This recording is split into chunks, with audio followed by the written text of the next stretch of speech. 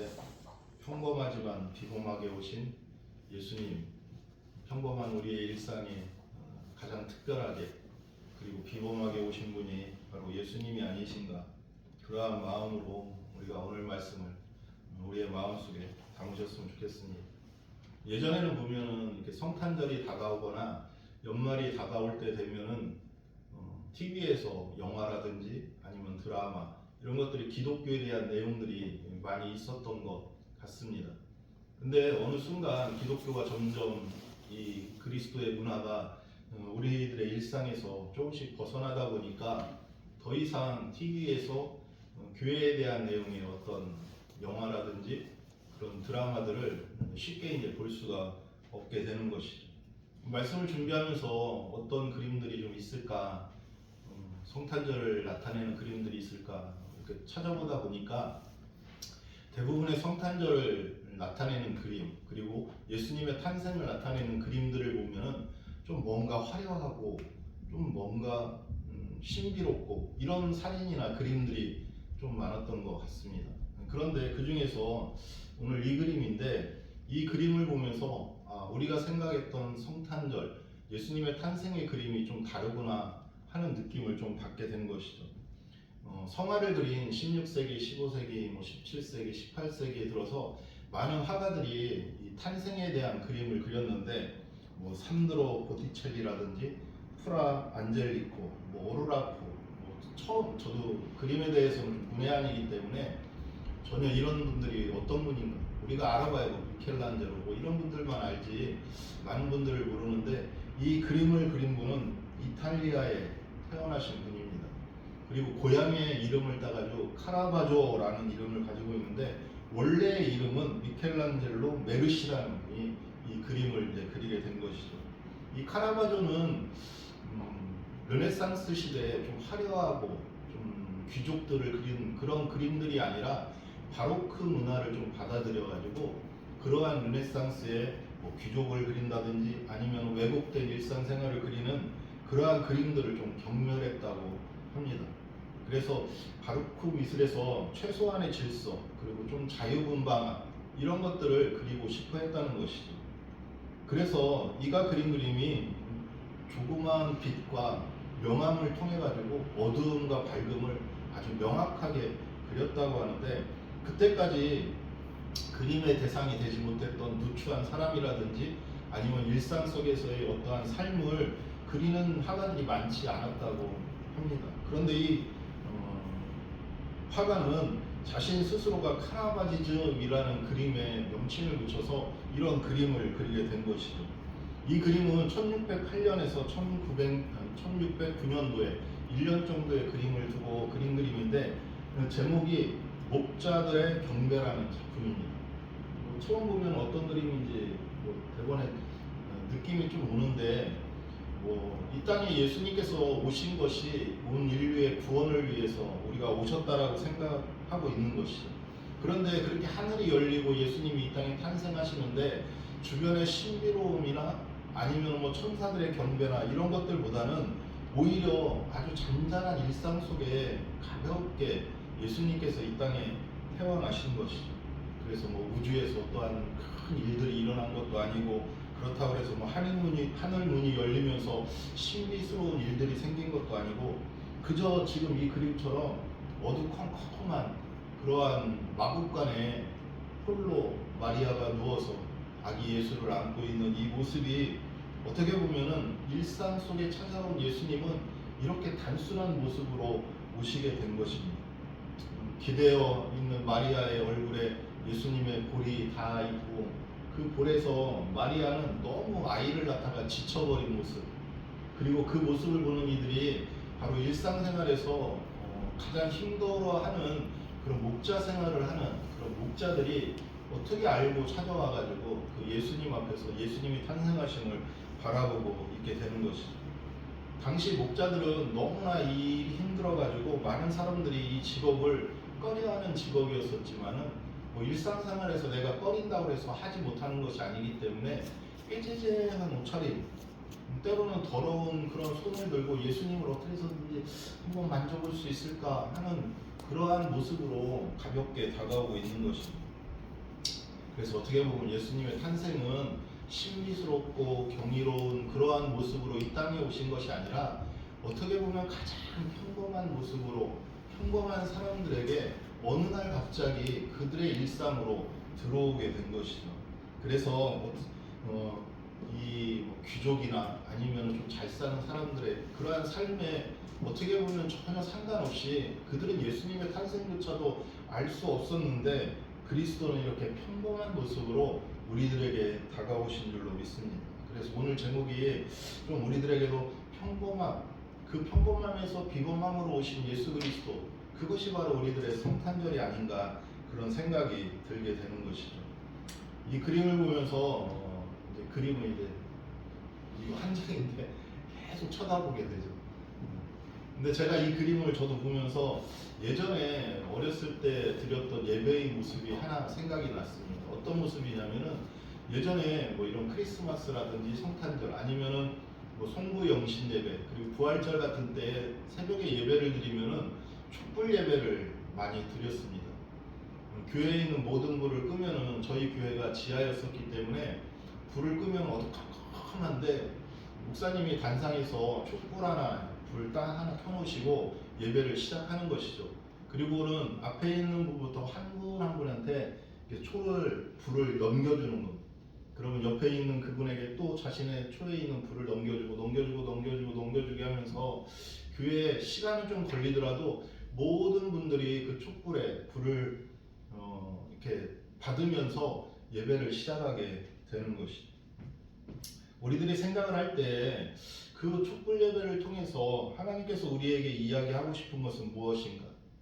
처음엔 어두워서 아무도 보이지 않고 그 사람의 얼굴이 전혀 보이지 않는데 한 사람 한 사람 그 촛불을 받으면서 자신의 얼굴이 살며시 보이는 모습을 봤을 때 그 평범한 얼굴에서 저는 거룩함, 경건함 이런 것들이 느껴지게 되는 거예요.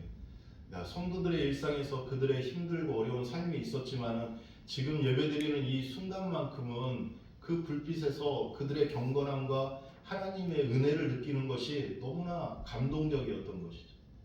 그래서 그 불빛이 모든 교회를 다 덮고 있으면은 왠지 모르게 마음속에 예수님이 지금 이 자리에 오셔서 우리들의 모습을 보고 즐거워하시지 않을까 하는 생각이 들었던 것입니다. 그래서 어떻게 보면은 이 성탄절에도 하나님이 우리들에게 오신 것이 빛으로 오신 그러한 따스함을 우리에게도 주시고자 한 것이 아닌가 그런 생각을 하게 된 것이죠. 사실 빛에 대한 이야기를 몇 번 설교를 통해서 이야기를 했지만은 우리가 알기 때문에 성경에서 빛은 매우 중요한 상징성을 가지고 있습니다.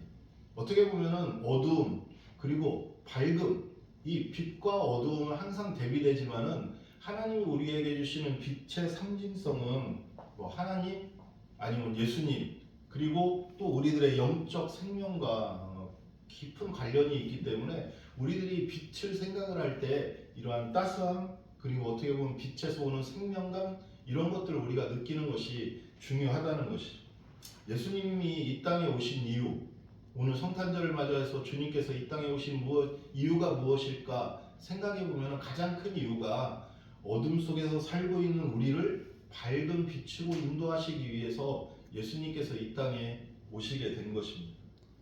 여러분들도 주무실 때 보면은 뭐 꿈도 꾸고 종종 꿈을 꾸지 않습니까? 저도 가끔 꿈을 꾸게 되는데 우리가 꿈을 전체적인 것들을 기억은 못하지만은 단편적으로 꿈을 기억하는 것 같아요.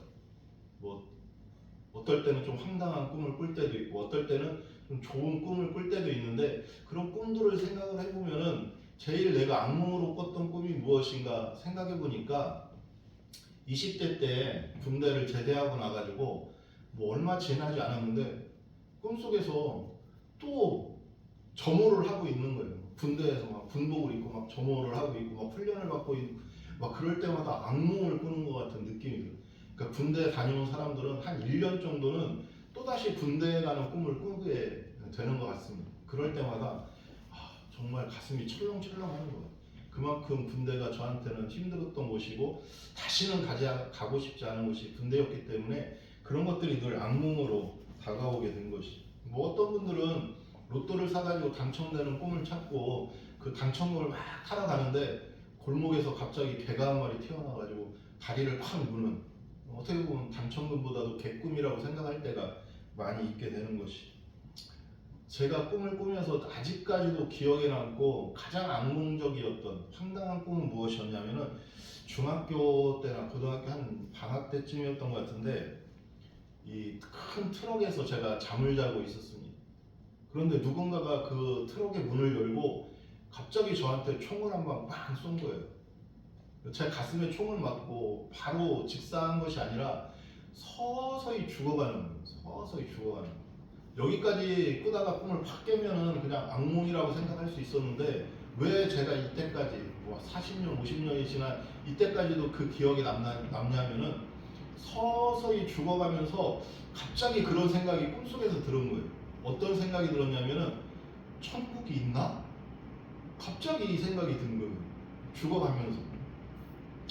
여러분들이 만약에 오늘 이 자리에서 내가 생을 마감한다면은 천국에 대한 소망으로 내가 기뻐할 수 있습니까? 근데 내가 꿈속에서 총을 맞았는데 죽어가면서 천국이 없으면 어떡하지? 하나님이 없으면 어떡하지? 갑자기 이 생각이 든 거예요. 그렇게 하고 눈을 뜨고는, 내 믿음 없음이 너무, 내 자신이 너무 싫어서 그 자리로 그냥 교회로 달려가서 기도하고 회개하면서, 하나님, 내가 하나님을 믿고 하나님이 나의 구원이신 줄 내가 믿고 살았는데 갑자기 내가 죽어가면서 그런 생각을 한 것이 너무나 어이없습니다 하면서 회개를 하게 된 것이죠.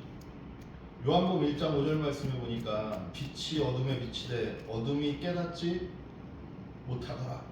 이 말씀이 우리에게 주시는 말씀이 무엇일까 생각해 보면은, 우리가 꿈에서조차 어떤 깨달음을 얻지 못할 때 하나님께서 우리에게 주시는 그 깨달음이 바로 우리들의 삶의 은혜가 되어야 된다는 것입니다.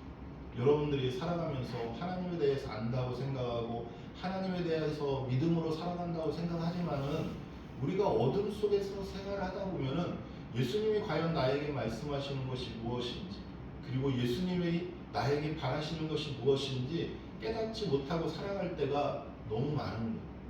하지만 그때마다 하나님께서 우리들에게 빛을 비춰주셔서 우리에게 깨달음을 허락하게 되시는 것입니다. 그래서 우리가 살아갈 때 우리 안에 가득한 죄 때문에 깨닫지 못했던 것, 그리고 그러한 삶 때문에 우리가 힘들고 어려웠을 때 하나님이 우리에게 깨달음을 주시는 것, 그게 뭐예요? 회개하는 마음. 그래서 우리가 일상생활 속에서 살아가는데 회개하는 마음이 없다? 그러면 어떻게 보면 내 마음속에 하나님이 없다라고 생각할 수도 있는 것이. 하지만 하나님이 우리 마음속에 있으면 어때요? 내가 잘못하고 있구나, 내가 어떤 문제에 하나님을 찾지 못하고 있구나, 이런 것들을 깨닫게 해주신다는 것이. 그래서 우리는 그런 깨달음을 갖고 우리가 이 생활에서 살아가야 될 줄로 믿습니다. 그래서 요한복음 8장 12절 말씀에 보니까 예수께서 또 말씀하여 이르시되 나는 세상의 빛이니 나를 따르는 자는 어둠에 다니지 아니하고 생명의 빛을 얻으리라. 매일의 일상 속에서 여러분들이 하나님의 빛을 보기를 주님의 이름으로 간절히 축원합니다. 예수님께서 이 땅에 오신 이유가 어둠을 물리치고 빛을 주기 위해서 오셨다고 말씀드렸다시피, 예수님께서는 우리에게 깨달음을 주시기 위해서 이 땅에 오신 거예요. 그래서 예수님을 바라보면서 우리의 일상 속에서 주님만 따라가면 내가 빛을 잃지 않고 주님의 길을 따라갈 수 있겠구나, 그러한 삶으로 살아가야 될 줄로 믿습니다. 그래서 말씀이 여러분들의 나침판이 되어야 해요. 말씀을 읽고 깨닫고 하나님의 말씀을 듣고 깨닫고, 그래서 내가 가는 길이 옳지 못하다면은 옳은 길로 따라가야 되는 것이. 마태복음 5장 14절 15절 말씀인데 한번 같이 읽어보실까요? 시작. 너희는 세상의 빛이라. 상에 있는 동네가 숨겨지지 못할 것이요 사람이 등불을 켜서 말 아래에 두지 아니하고 등경 위에 두나니 이러므로 집안의 모든 사람에게 비치느니라. 하나님이 우리에게 주신 삶, 그리고 하나님이 우리 일상에 들어오셔서 우리를 인도하시는 삶, 나만 잘 살아가면 되겠지, 그러한 마음으로 살아가는 것이 아니라 우리가 빛이 되어서 이 세상에 빛으로 살아가는 것, 그것이 바로 하나님이 우리에게 원하시는 삶의 모습이라는 거예요. 그래서 누군가가 나의 모습을 보고 예수 그리스도를 볼 수 있는 삶, 그리고 누군가가 나의 모습을 보고 예수 그리스도의 삶을 볼 수 있는 삶, 그것이 바로 예수님이 이 땅에 오신 이유라고 할 수가 있게 되는 것입니다. 그래서 하나님의 빛의 본성, 하나님 예수 그리스도, 그리고 우리들의 정체성과 사명감, 이러한 모든 것이 예수 그리스도의 탄생에 맞추어서 우리의 일상 속에 들어온 예수님을 믿음으로 살아가는 것, 그것이 바로 성탄절의 의미라고 할 수가 있게 되는 것입니다. 하지만 우리가 빛만 보는 것이 아니라 어둠도 우리 삶에 있는 줄로 믿습니다. 그러다 보니까 빛이 상징하는 것이 죄, 고통, 어두움, 그리고 절망, 이러한 모든 것들이 오는데, 우리의 이런 삶 속에 어두움이 깊어질수록 우리는 때로는 안심함, 평안함을 느낄 때가 있어요. 왜냐하면 내 것을 드러내고 싶지 않을 때 그 어둠 속에 숨어버리면 내가 보여지지 않아도 되니까 내 삶이 평안해 보이는 거예요. 하지만 그것은 잘못된 삶을 우리가 깨달아야 될 줄로 믿습니다. 오직 빛 안에 살 때에 어두움을 이길 수 있는 것이지, 어두움 안에 우리가 들어갔다고 해서 평안함을 느낀다는 것은 내 것을 감추고 싶을 때 우리의 마음이 어두움 속에 있게 되는 것입니다. 혹시 타조 효과라는 말 들어보셨는지 모르겠는데, 이 타조, 저도 실물로 본 거는 한두 번 정도 동물원에 가서 본 적이 있는데, 이 타조 효과라는 것이 있다고 합니다. 이 타조 효과가 뭐냐면은, 막 맹수가 그 타조를 잡기 위해서 막 달려오면은 이 타조가 막 도망가야 되는데, 온전한 생각을 가지고 있다면 도망가야 되잖아요. 근데 이 타조는 막 맹수가 달려오면 도망가는 것이 아니라 갑자기 모래에다가 자기 머리를 툭 박아버리는 거예요. 왜? 내가 안 보이면은 쟤도 나를 못 볼 것이라고 생각하는 거예요. 꿩도 그렇다고 하잖아요. 꿩도 막 쫓아오면은 자기 대가리만 그냥 수풀에다 푹 박으면은 자기가 안 보니까 그 나를 따라오던 맹수들도 나를 못 볼 것이라고 생각을 하게 되는 것이죠. 그런데 사실 여기에는 좀 오해가 있다고 하는데, 이 타조들은 원래 모래 속에서 먹이를 찾고 또 모래를 머리를 이렇게 파가지고 그 안에다 알을 낳기 위해서 하는 모습을 보고 잘못 오해해서 이런 이야기를 한다고 합니다. 어찌됐든 중요한 것은 그거예요. 우리도 가끔 보면 내가 보이지 않기 때문에, 내가 안 보이기 때문에 다른 사람들이 나를 못 본다고 생각할 때가 있다는 것이. 그래서 우리는 자꾸만 내 것을 감추려고 어둠 속에 들어가게 되는 것입니다. 그런데 우리의 삶 가운데에는 하나님이 계시는 한, 우리가 아무리 어둠 속에 숨어도 우리는 어둠 속에서 보일 수밖에 없다는 사실을 잊지 말아야 되는 것입니다. 요한복음 3장 19절 말씀에 보니까 그 정죄는 이것이니 곧 빛이 세상에 왔을 때 사람들이 자기 행위가 악함으로 빛보다 어둠을 더 사랑하는 것이니라. 우리가 어둠을 좋아하고 어둠 속에 숨으려고 하는 이유는 어떻게 보면 우리의 악한 본성이 있기 때문에 그럴 수밖에 없다는 것입니다. 어두움을 사랑하는 사람들의 본성이 우리들의 삶을 바꿔버리게 만드는 것입니다. 그래서 우리가 불안감, 두려움, 고독, 절망, 이런 것에 지금 빠져 있다면은 우리가 우리의 삶 자체에 빛을 바라보지 못하고 살아가기 때문에 그런 것입니다. 그래서 우리는 어떻게 해야 돼요? 빛으로 어떻게 해서 나와요? 예수님의 그 모습으로 우리가 나와야 돼요. 우리가 이 땅에 나와 있는 모든 이유가 예수님을 바라보고 그 빛 안에서 살기 위해서인데, 우리는 지금 이 순간에도 빛보다는 어두움을 더 사랑해서 그 속으로 점점 깊숙이 빠져가게 되는 것이죠. 하지만 우리에게는 주님이 계시는 줄로 믿습니다. 주님이 이 땅에 오신 것을 믿는 믿음 안에서 우리가 예수 그리스도를 바라보며 산다면 우리는 언제나 승리할 수 있을 줄로 믿습니다. 그래서 로마서 3장 8장 38절 39절 말씀인데요. 같이 한번 읽어보실까요? 시작. 내가 확신하노니 사망이나 생명이나 천사들이나 권세자들이나 현재에 일어난 장래일이나 능력이나 높음이나 깊음이나 다른 어떤 피조물이라도 우리를 주 예수 그리스도 예수 안에 있는 하나님의 사랑에서 끊을 수 없으리라. 우리에게 아무리 힘들고 어려운 일이 있다고 해도, 고독과 고통 속에 우리들의 삶이 지금 내어 맡겨져 있다고 해도 하나님과의 그 사랑은 누구도 끊을 수 없을 줄로 믿습니다. 그래서 오늘 성탄절을 우리가 기념하면서 주님, 나를 위하여 내 마음속에 있는 어두움, 그리고 내가 죄악 속에 살아갈 때의 그 어두움을 주님께서 끊어주시기 위해 이 땅에 오셨는데, 우리가 그날을 기념하면서 주님과 나와의 사랑 관계를 아무도 끊을 수 없습니다. 이러한 믿음이 오늘 이 자리에서 우리에게 들어와야 될 줄로 믿습니다. 그래서 어두움이 아무리 우리를 지배한다고 해도 하나님의 밝음으로 그것을 물리칠 수 있는 것, 그것이 여러분들의 믿음 안에 있어야 되는 것. 예수님의 탄생은 그런 의미인 줄로 믿습니다.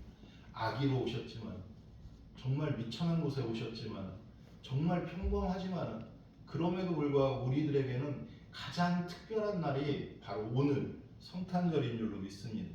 여러분들 마음속에 예수님이 오신 그 목적을 바로 알고 우리가 살아갈 때에 우리의 삶 속에 주 예수 그리스도를 담아두고 주님만 바라보며 살아가는 그러한 날들이 되게 되는 것이죠.